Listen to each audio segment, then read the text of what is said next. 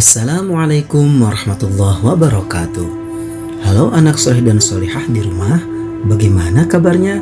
Semoga semuanya selalu ada dalam keadaan sehat walafiat. Amin ya robbal alamin. Anak soleh dan solihah, ini Ustadz Rukman.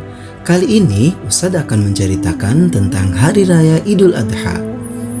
Tak terasa sebentar lagi umat Islam akan merayakan Hari Raya Idul Adha. Kapan Hari Raya Idul Adha dirayakan? Hari Raya Idul Adha dilaksanakan pada tanggal 10 Zulhijjah pada bulan Hijriah. Tanggal 10 Zulhijjah pada tahun ini bertepatan pada hari Selasa, tanggal 20 bulan Juli 2021. Idul Adha pada setiap tanggal 10 Zulhijjah juga dikenal dengan sebutan Hari Raya Haji, di mana kaum muslimin yang sedang menunaikan haji yang utama, yaitu wukuf di Arafah, mereka semua memakai pakaian serba putih dan tidak berjahit yang disebut dengan pakaian ihram. Selain itu, Idul Adha juga dinamakan Idul Kurban karena pada hari itu Allah memberi kesempatan kepada kita untuk lebih mendekatkan diri kepadanya. Bagi umat muslim yang belum mampu mengerjakan perjalanan haji, maka ia diberi kesempatan untuk berkurban, yaitu dengan menyembelih hewan kurban sebagai simbol ketakwaan dan kecintaan kita kepada Allah Subhanahu wa taala. Hewan kurban yang bisa dikurbankan misalnya seperti kambing, sapi, kerbau, dan sejenisnya. Sejarah Idul Adha atau hari penyembelihan dimulai dari kisah Nabi Ibrahim dan putra kesayangannya yaitu Nabi Ismail. Anak-anak, apakah sudah pernah mendengar kisah Nabi Ibrahim dan Nabi Ismail? Apakah anak-anak tahu bagaimana pengorbanan Nabi Ibrahim dan juga Nabi Ismail menunjukkan ketakwaan dan keimanannya kepada Allah Subhanahu wa taala? Jika anak-anak belum tahu tentang kisahnya, mari kita simak kisah ini dan kita ambil hikmahnya. Nabi Ibrahim alaihissalam adalah nabi yang Allah cintai karena ketakwaan dan ketaatannya kepada Allah Subhanahu wa taala. Bahkan Nabi Ibrahim mendapat gelar Al-Khalilullah, artinya kekasih Allah. Nabi Ibrahim mempunyai anak yang bernama Nabi Ismail alaihissalam. Nabi Ibrahim sangat menyayangi anaknya karena anaknya pun begitu soleh dan mentaati Allah dan juga berbakti kepada kedua orang tua. Suatu malam ketika Nabi Ibrahim sedang tidur, Nabi Ibrahim bermimpi. Dalam mimpi tersebut, Nabi Ibrahim sedang menyembelih putranya yaitu Nabi Ismail. Sangat mengerikan mimpi tersebut. Namun Nabi Ibrahim tahu bahwa mimpi itu adalah wahyu dari Allah Subhanahu wa taala untuk menguji keimanan Nabi Ibrahim alaihissalam. Kemudian setelah bermimpi, Nabi Ibrahim memanggil Nabi Ismail untuk menceritakan mimpinya tersebut. Nabi Ibrahim berkata, "Wahai anakku Ismail, kemarilah. Semalam aku bermimpi menyembelihmu dengan tanganku sendiri. Maka pikirkanlah dan apa pendapatmu tentang ini?" Nabi Ismail menjawab, "Wahai ayahku, jika ini adalah perintah Allah Subhanahu wa taala, maka kerjakanlah perintah itu. Insya Allah kamu akan mendapatiku termasuk orang-orang yang sabar." Masya Allah, itulah salah satu kesolehan Nabi Ismail.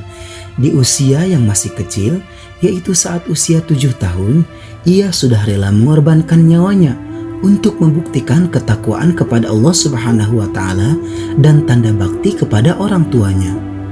Ketika keduanya siap untuk melaksanakan perintah Allah, datanglah setan menggoda Nabi Ibrahim. Setan menghasut dan menggoda Nabi Ibrahim supaya tidak melaksanakan perintah Allah. Kemudian setan berkata, "Wahai Ibrahim, kamu orang tua macam apa? Apa kata orang nanti anak saja disembelih? Apa kata orang nanti?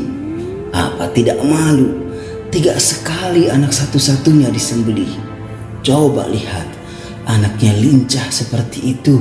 Anaknya pintar lagi, enak dipandang. Anaknya patuh seperti itu. Kau mau disembelih?"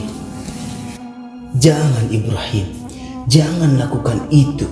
Tidak perlu kau menuruti perintah Allah yang itu. Sudah mempunyai tekad yang kuat dan tidak akan tergoda oleh godaan syaitan, ia mengambil batu lalu mengucapkan Bismillahi Allahu Akbar. Batu itu dilempar kepada syaitan dan setan itu pun pergi, tidak mengganggu Nabi Ibrahim.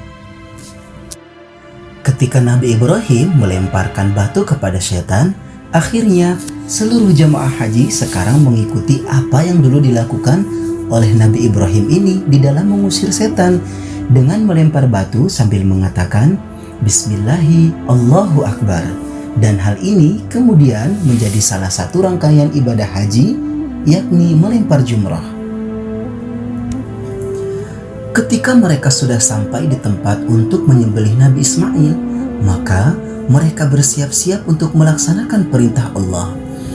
Namun ketika Nabi Ibrahim mulai mendekatkan pisau kepada leher Nabi Ismail, tiba-tiba ada keajaiban. Allah menyuruh kepada malaikat untuk membawa seekor domba dari surga sebagai ganti Nabi Ismail untuk disembelih. Maka yang disembelih adalah seekor domba, bukanlah Nabi Ismail, karena Allah sudah melihat ketaatan Nabi Ibrahim dan Nabi Ismail. Peristiwa besar ini menjadi hikmah besar disyariatkannya ibadah kurban yang dilakukan pada hari raya Idul Adha. Anak soleh dan solehah, peristiwa yang dialami Nabi Ibrahim bersama Nabi Ismail banyak sekali hikmah yang pantas kita jadikan tauladan dalam kehidupan sehari-hari. Yang pertama yaitu tentang ketakwaan. Apa arti takwa? Yaitu mengikuti segala perintah Allah dan menjauhi semua larangannya. Yang kedua, menunjukkan bakti diri kepada orang tua, menuruti segala perintah yang baik yang bersifat untuk mendekatkan diri kepada Allah Subhanahu wa Ta'ala. Selanjutnya, berkurban mengajarkan kita untuk mau berbagi kepada saudara-saudara kita yang membutuhkan, melatih diri menjadi manusia yang bersyukur atas segala pemberian Allah yang besar maupun yang kecil. Yang terakhir yaitu melatih diri untuk menjadikan kita menjadi orang yang selalu sabar ketika mendapatkan ujian dari Allah Subhanahu wa Ta'ala. Anak soleh dan solehah, semoga kita semua termasuk orang yang dicintai Allah, mampu meneladani sifat-sifat yang dicontohkan oleh Nabi Ibrahim dan Nabi Ismail alaihissalam. Sekian dari Ustadz. Wassalamualaikum warahmatullahi wabarakatuh.